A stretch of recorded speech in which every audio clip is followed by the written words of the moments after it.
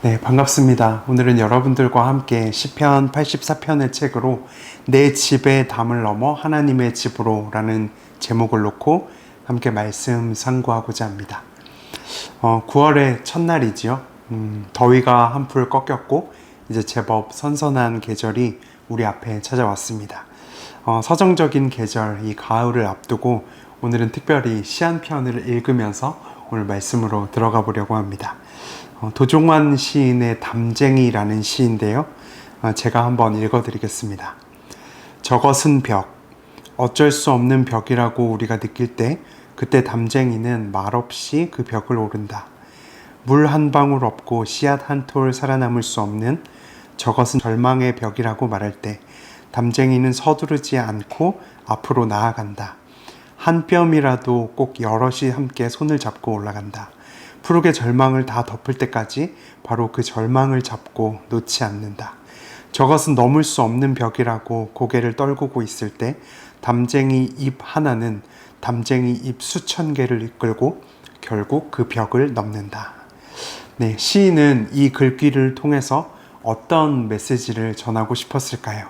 한 가지는 벽을 마주하더라도 전진하고야마는 그 생명력을 이야기하고 싶어 합니다. 또 한 가지는 가녀린 잎사귀 하나라도 서로가 연대하고 함께하면 끝내는 그 절망의 벽을 푸르게 덮고 그 담을 넘게 된다라는 메시지죠. 이 시에서 우리는 신앙인의 정신도 한 번 더 엿보게 되는 것 같습니다. 그리스도인은 담장 앞에서 고꾸라지지 않죠. 오히려 담장 앞에서 멈춰 서는 것이, 그리고 멈춰 서서 기도하는 것이 바로 신앙인의 자세다라고 이야기할 수 있습니다. 열왕기하 20장에 보면 히스기야라는 인물을 잘 아시죠? 그가 병에 들어서 어느 날 갑자기 사망 선고를 받게 됩니다. 성경은 그 선지자를 통해서 그에게 마지막 당부를 하는데요. 열왕기하 20장 1절에 보면 너는 집을 정리하라. 네가 죽고 살지 못하리라 하셨나이다. 이렇게 말씀합니다. 히스기야가 지금 집을 정리해야 하는 이유가 무엇인지 봤더니 그것은 그의 인생이 지금 사망의 담장을 만났기 때문에 그렇습니다. 히스기야는 집을 정리하러 갔을까요?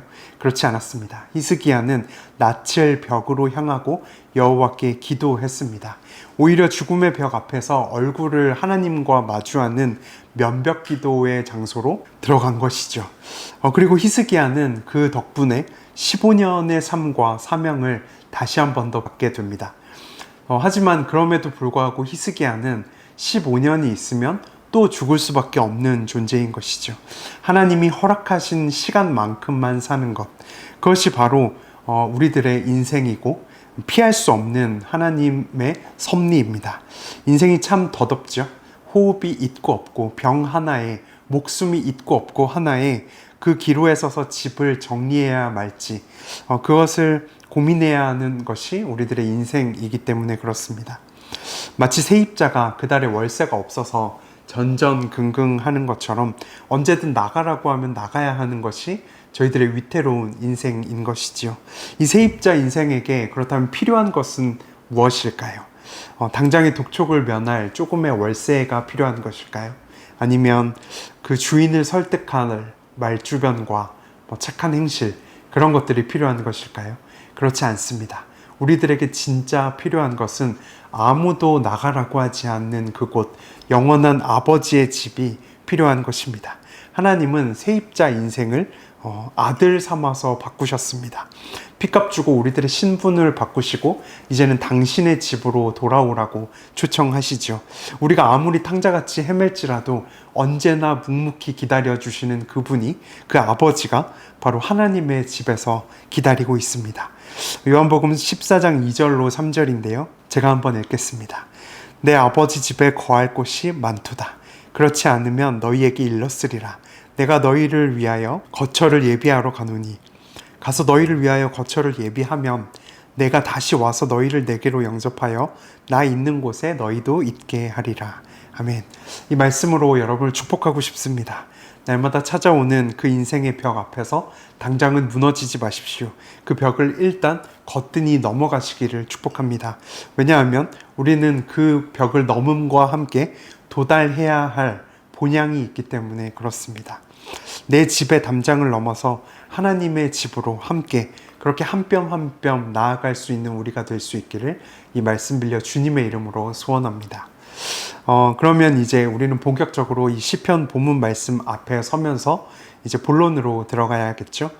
시편 84편은 아들 압살롬의 반란으로 그 다윗이 도망칠 때 같이 피난을 가던 이 고라 자손이 한 번 더 성전을 사모하면서 부르는 노래라고 이해할 수 있습니다. 하나님의 집으로 가려다가 똑같이 벽을 만난, 담장을 만난 이 고라의 자손들의 이야기인 것이죠. 이들은 어떤 꿈을 꾸며 그리고 어떤 방식으로 그 담을 넘어가고 있을까요? 오늘 이 말씀 속에서 하나님의 집으로 가는 그 길을 한 번쯤 엿볼 수 있는 축복이 있기를 이 말씀 빌려 주님의 이름으로 소원합니다. 첫 번째인데요. 첫 번째는 이들이 사모함으로 그 담을 넘어가고 있습니다. 오늘 본문의 1절과 2절의 말씀에 보면 주의 장막이 어찌 그리 사랑스러운지요 라고 기록하고 있죠. 왜 성전이라고 하지 않고 장막이라고 표현했을까요? 예루살렘 성전이 멀쩡히 있는 그 시대에 텐트라고 하는 그 노랫말로 고백하는 이유, 그것은 장막은 광야를 생각나게 하기 때문에 그렇습니다. 곧 그들의 삶이 지금 그 옛날 광야 시대 같은 암흑 속에 있었다는 것을 그 형편을 드러내는 것이죠. 덧붙여서 오늘 본문 말씀을 읽었지만 만군의 여호와 그리고 방패 이런 단어들이 사용된 것으로 보아서 고라 자손들의 현재 마음은 아마 자기들이 전쟁 중에 있는 것과도 같다 라고 하는 심정을 보여주는 것입니다. 이들은 지금 마치 전쟁터에서 상사병이 걸린 것처럼 이 성전을 그리워하고 사모하고 있는 것입니다. 특별히 2절에 이 사모한다 라고 하는 원어의 뜻은 창백해지다 라는 뜻이 있거든요. 그리고 심지어 너무 그리운 나머지 그 육체가 쇠약해졌다 라고 성경 기록하고 있습니다. 여러분 혹시 얼굴이 창백해질 만큼 그리고 헬쓱해질 만큼 그렇게 성전과 예배를 사모하신 적이 있습니까? 너무나도 예배하고 싶고 찬양하고 싶고 기도하고 싶어서 혈색이 바뀌는 사람, 그 사람은 자기 집에 가만히 앉아있지 않습니다. 그 사람은 자기 집의 담장을 넘어서 하나님의 집으로 넘어가는 사람들인 것이죠. 그곳에 나를 살리는 하나님의 말씀이 있기 때문에 그렇습니다. 2절에 쓰인 단어를 주목하십시오. 영혼과 마음과 육체, 영혼, 육이 지금 다 나오지 않았습니까? 지금 시인은 지정의, 그 인간에게 있는 모든 것을 다 걸고 성전을 그리워하는 것입니다. 전쟁 같은 광야에서 순례자들이 방향을 정한 곳이 성전인 것. 이것은 사실 우리가 한 번쯤 더 생각해 봐야 할 의아한 대목입니다. 왜냐하면 많은 사람들이 하나님의 집 말고 이제는 이 전쟁을 끝내고 자기들의 집으로 돌아가고 싶지 않았을까요? 이제 가족들과 조금 시간도 보내고 그저 그런 흩어진 예배자가 되어서 좀 편하게 살고 싶지 않았을까요? 하지만 고라 자손들은 달랐습니다. 자기들의 삶이 광야였고 그리고 또한 전쟁 중에 있는 것 같이 느껴질 그때더라도 한 번 더 성전을 향해서 달려가는 것을 저희들이 발견하게 되는 것이죠. 요한복음 7장에 보면 예수님의 말씀을 듣고 각각 집으로 돌아갔다라고 하는 말씀이 성경에 기록되어 있습니다. 왜 집으로 갔을까요? 예수 그리스도가 메시아다라고 하는 그 이야기를 듣고 왜 예수님을 따르는 사람이 아니라 왜 예수님과 사귀는 사람이 아니라 그저 집으로 가버린 사람이 되었을까요? 왜 말씀을 등지고 자기 생각에 사로잡혀서 집으로 다시 한 번 더 숨어 들어가는 것일까요? 집이라고 하는 것은 예수를 만날 그 인생의 기회를 저버리고 돌아가는 나만의 또 다른 이상한 세상이라고 저희들이 이해할 수 있습니다. 그 집에 그들은 돌아가서 무엇을 했을까요? 똑같이 예수 그리스도를 욕하지 않았을까요? 뭐라고? 저 사람이 메시아라고? 저 사람이 우리의 구원자라고? 갈릴리 출신이 어떻게 그럴 수 있어? 라고 이야기하지 않았을까요? 나의 집은 때로 내 자존심과 아집과 고집만 남은 양보할 수 없는 이상한 곳일 수 있습니다. 우리의 집의 개념은 그런 방식으로 흘러갈 수 있죠. 그러므로 우리들은 이 집이라는 것을 생각할 때 오늘 한 번 더 선택의 기로에 놓여 있게 됩니다. 하나님의 말씀을 따라가면 그 사람은 사모하는 사람입니다. 하지만 말씀을 사모하지 않으면 그 사람은 자기의 집으로 가더라는 것이죠. 여러분들은 자기의 집으로 가는 사람입니까? 아니면 하나님의 집으로 달려가는 사람입니까? 믿음의 조상 아브라함에게 최초로 주어진 그 미션이 무엇인지 아십니까? 그것은 바로 아버지의 집을 떠나라는 것이었습니다. 본토 친척 아비 집을 떠나라 라고 성경 기록하고 있죠. 이제는 너만의 그 테두리, 그 이상한 테두리에서 나와서 나의 영원한 집으로 들어오라 라고 하는 초청입니다. 아브라함은 그 말씀에 순종했고 자기의 담장을 넘어서 하나님이 보여줄 땅으로 그 한 걸음을 내딛기 시작합니다. 사모함이 있어야 나의 집의 담장을 넘어가는 것입니다. 이 말씀으로 여러분 속에 있는 나만의 집이 있지는 않은지 먼저 한번 둘러보시고 그 나만의 이상한 집, 나만의 테두리를 오늘 이 시간 청산할 수 있는 축복이 있기를 이 말씀 빌려 주님의 이름으로 소원합니다. 그리고 이 고라 자손들처럼 영과 혼과 육을 다해서 하나님을 사랑하고 성전을 사모하는 마음으로 하나님의 집으로, 아버지의 집으로 달려갈 수 있는 우리 모두가 되었으면 좋겠습니다. 자, 첫 번째가 사모함으로 넘어간다라는 것이었다면 두 번째는 시온의 대로가 있는 사람이 넘어갑니다. 오늘 본문과 5절과 6절과 7절인데요. 고라 자손들이 성전으로 디디는 그 발걸음에 그 담장을 어떻게 넘어가고 있는지 봤더니 시온의 대로가 있는 자가 넘어가고 있다라고 성경 기록합니다. 여기서 시온의 대로는 무엇일까요? 이 시온의 대로는 이스라엘 백성들이 절기를 지키러 가는 통행길을 이야기합니다. 그 길이 정말로 대로였는가? 사실 그렇지 않았습니다. 그 길은 해발 800m에 있던 예루살렘 성전이었고 그곳은 위험이 도사리는 길이었습니다. 강도가 있고요. 노력하는 자가 있고 생명을 위협하는 길이었습니다. 그래서 이곳은 꼭 무리지어서 함께 걸어가야만 하는 곳이었죠. 쉽게 다다를 수 없는 담이 그들 앞에, 고라자손 앞에 지금 놓여진 것입니다. 그곳은 대로가 아니었습니다. 하지만 중요한 것은 무엇인가? 오늘 말씀을 주목하십시오.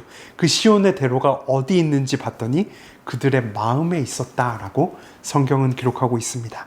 내 앞의 길은 아무리 꼬부랑길이고 아무리 험난한 길일지라도 우리들의 마음 가운데 시온의 대로가 열려 있으면 그 사람은 그 하나님의 집으로 기어코 달려가더라는 것입니다. 여기서 시온의 대로라고 하는 이 원어는 메실라라고 하는 단어인데요. 그래서 이 단어는 저절로 생긴 대로가 아닙니다.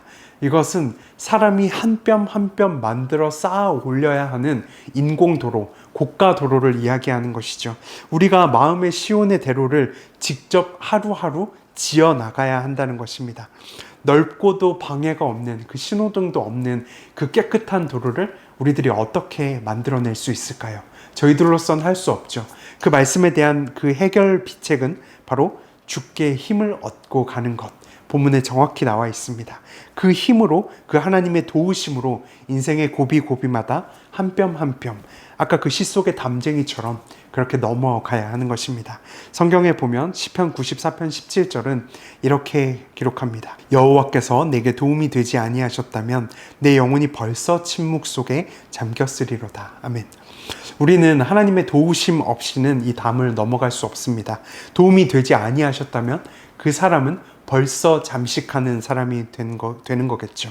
이어서 말씀 볼까요? 84편 6절입니다. 그들이 눈물 골짜기로 지나갈 때에 그곳에 많은 샘이 있을 것이며 이른 비가 복을 채워주나이다. 자, 이 말씀에 하나님의 엄청난 도움의 응원과 위로가 사실 기록되어 있는데요. 일단 마음의 시온의 대로가 있어도 그가 걷는 길은 눈물 골짜기일 수 있다 라고 이야기합니다. 이것은 사실 조금 슬픈 이야기이죠. 하지만 잘 보십시오. 눈물 골짜기가 지나가고 나면 샘이 있다라고 이야기하지 않습니다. 이 눈물 골짜기를 다 지나고 나야 비가 내리는 것이 아닙니다. 언제 이 비와 샘이 있습니까? 넘어가는 그 때에, 그 도중에 하나님의 은혜의 샘, 그 많은 샘이 발견되는 것입니다. 내가 꼴딱꼴딱 죽을 것 같은 그럴 때, 내 생명이 정말 위태로워서 이제 한 걸음을 가기가 힘든 그때마다 하나님은 그곳에 많은 샘을 배치하시고 우리를 공급하시고 위로해 주신다는 것입니다. 여러분, 눈물 골짜기가 많다라고 하는 것은 절망의 소식일 수 있지만 그만큼 샘도 많다. 이것은 복음입니다. 그 사람은 견딜 수 있고 끝끝내 그 하나님의 집에 도달하는 사람이 되는 것입니다. 이어서 볼까요? 7절 말씀인데요. 그들은 힘을 얻고 더 얻어 나아가 시온에서 하나님 앞에 각기 나타나리이다. 할렐루야. 자, 아까 5절에 분명히 주께 힘을 받았거든요. 그런데 오늘 7절에 이 힘은 아까 받은 그 힘과 다른 힘입니다. 초반부에 받았던 그 힘 말고 반복적으로 오는 또 다른 힘이 저희들에게 공급된다는 것이죠. 그 7절은 힘을 또 얻고 또 얻어서 그렇게 한 뼘 한 뼘 시온의 대로를 쌓아가는 그림을 연상하게 합니다. 그렇게 쌓아 올린 대로가 바로 우리 마음속에 있는 시온의 대로인 것입니다. 자, 본문 11절인데요. 여기에서 보면 이 고라 자손이 하나님을 해다라고, 하나님은 해요라고 고백하고 있습니다. 이들은 해바라기처럼 정확히 한 가지 빛만을 바라볼 기준이 정해져 있다는 뜻입니다. 마음의 시온의 대로가 있다는 것은 빛 되신, 그리고 길 되신 예수 그리스도가 그들의 기준이었다라는 사실을 알려주시죠. 요한복음 14장 6절에 보면 예수께서 이르시되 내가 곧 길이요 라고 이야기하면서 예수님의 자기소개서가 기록되어 있습니다. 가장 먼저 선포하는 내용, 길은 누구인가? 바로 예수인 것이죠. 하나님의 집으로 가는 길, 그것은 바로 길 되신 예수 그리스도인 것입니다. 누군가는 이 길을 잘 닦아서 선명하게 그 대로 위를 잘 달려가겠지요. 가다가 골짜기를 만나도 많은 샘도 발견할 줄 알고 은혜의 비도 자기들이 만끽합니다. 스스로 충전하고 그 이른 비를 누리면서 그 대로를 걸어가는 사람들이 있습니다. 하지만 또 어떤 이들은 희미한 사람이 있습니다. 이 시온의 대로가 선명하지 않고 희미한 사람들. 자, 그러면 시온의 대로가 선명한 사람과 시온의 대로가 희미한 사람, 이들은 어떻게 해야 할까요?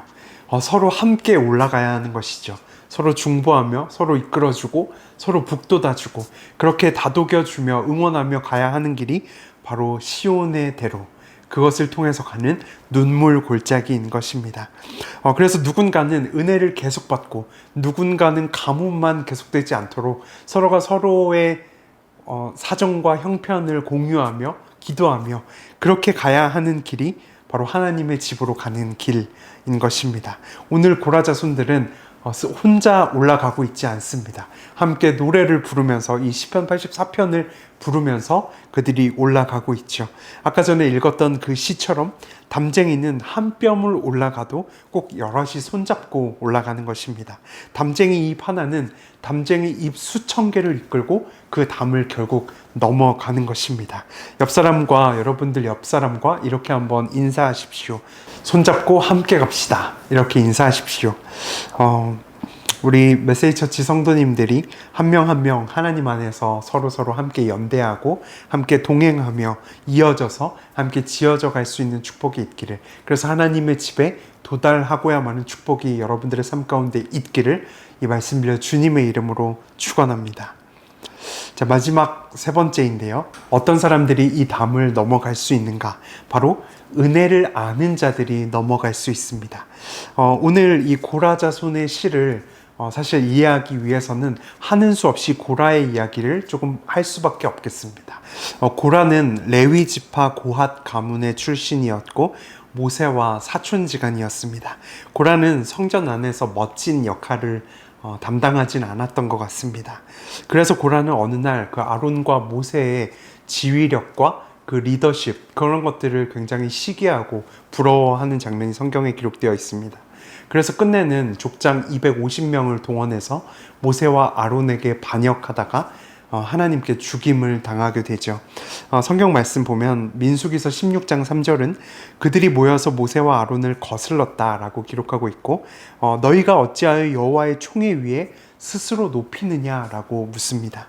한마디로 왜 너희만 이렇게 멋진 리더십을 보이는 것이냐, 왜 너희들의 섬김의 자리만 이렇게 우아하고 고상한 것이냐, 나도 제사장이 되고 싶어, 나도 말씀을 전하고 싶어, 나도 장막 안에서 머무는 사람이 되고 싶어 라고 이야기하는 것입니다. 곧 시샘에서 시작된 반역이라는 것이죠. 하나님은 이 고라를 어떻게 하셨을까요? 성경에 보면 그 무리와 고라가 하나님이 벌려놓은 땅 속으로 삼켜져서 그들은 모두 다 죽었다라고 성경 기록하고 있습니다. 하지만 저희들이 잊지 않아야 하는 구절은 바로 그 다음 절인데요. 그곳에 하나님의 은혜가 기록되어 있습니다. 민수기서 26장 11절인데요.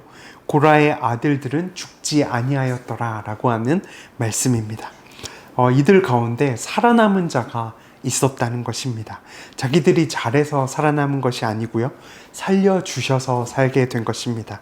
은혜를 아는 사람은 살아야 해서 빠득빠득 살 테지만 이제 이 고라 자손들은 살려주셔서 사는 사람처럼 살아가기 시작합니다. 이들의 삶은 변화되었고 이제는 이전에 죽었던 조상 고라처럼 살지 않습니다. 고라는 굉장히 굳은 일을 하기 싫어했습니다. 고라는 리더가 되고 싶어 했고 우아한 섬김, 고상한 섬김만 하고 싶어 했죠. 고라는 하찮아 보이는 섬김은 하기 싫어했습니다. 과연 고라 자손들은 이 고라를 반면교사로 잘 삼았는가? 그래서 시기하지 않고 교만하지 않고 정말 살려주셔서 사는 사람처럼 살아냈는가? 그것을 저희들은 찾아내야 하는데요. 그것을 잘 보여주는 구절들이 역대상에 잘 기록되어 있습니다. 그들이 성전에서 어떤 직분을 맡고 있는지 첫 번째인데요. 바로 빵 굽는 요리사가 되어 있습니다. 말씀 보면 역대상 9장 31절인데요. 제가 읽겠습니다. 고라 자손 살룸의 맏아들 마띠디아라 하는 레위 사람은 전병 굽는 일을 했다라고 기록하죠. 은혜를 아는 그 고라 자손들은 이제 성전에서 요리사가 되었습니다. 그래서 식당 봉사를 하는 것이죠.